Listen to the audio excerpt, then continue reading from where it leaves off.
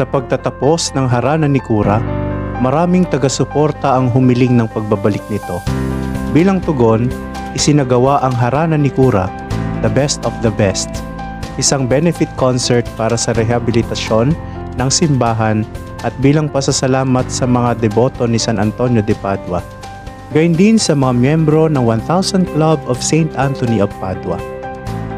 Panibagong proyekto sa loob ng panunungkulan ng kasalukuyang Cura Parroco.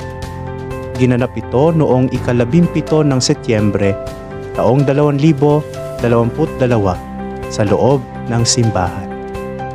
Upang makalikom ng pondo, nagbenta ang parokya ng mga tiket para sa mga nais dumalo. Napuno ang simbahan ng mga manonood at taga-suporta. Nag-imbita rin si Padre Emil ng mga panauhing pari upang umawit kasama siya at ang kanyang harana ni Cura Band.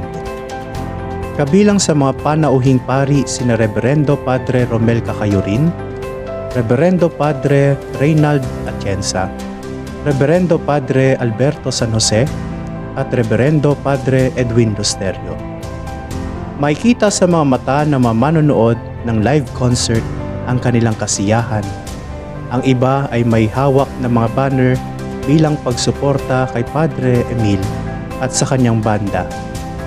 Tunay na naging matagumpay at puno ng sigla ang ginanap na benefit concert. Daang taon na ang nakalilipas mula nang itayo ang istruktura ng simbahan.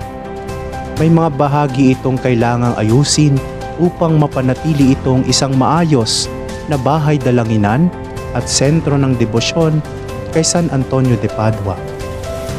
Dahil sa isinagawang konsyerto na ipagawa ang bubong ng simbahan, gayon din ang tile sa sahig ng sanktuaryo, sacristy at ang pilgrim center.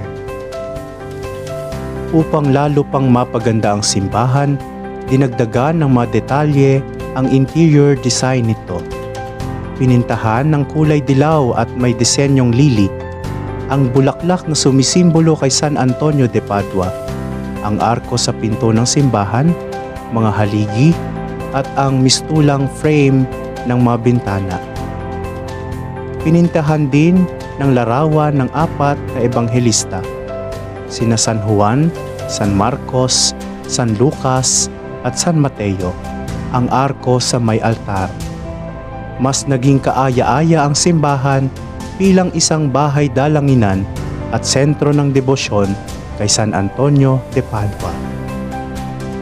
Sa paglipas ng panahon, ang simbahan ay naging buhay na saksi ng pananampalataya, sakripisyo at pagkakaisa ng pamayanang nagtataguyod nito.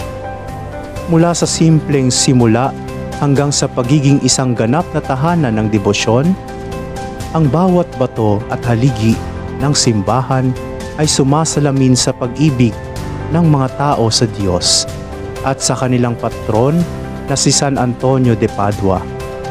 Ang pagpapatayo at patuloy na pagpapanatili ng simbahan ay patunay ng matibay na pananalig at diwang bayanihan na hindi kailanman naglaho. Naway magpatuloy itong maging ilaw at gabay sa mga susunod pang salinlahi.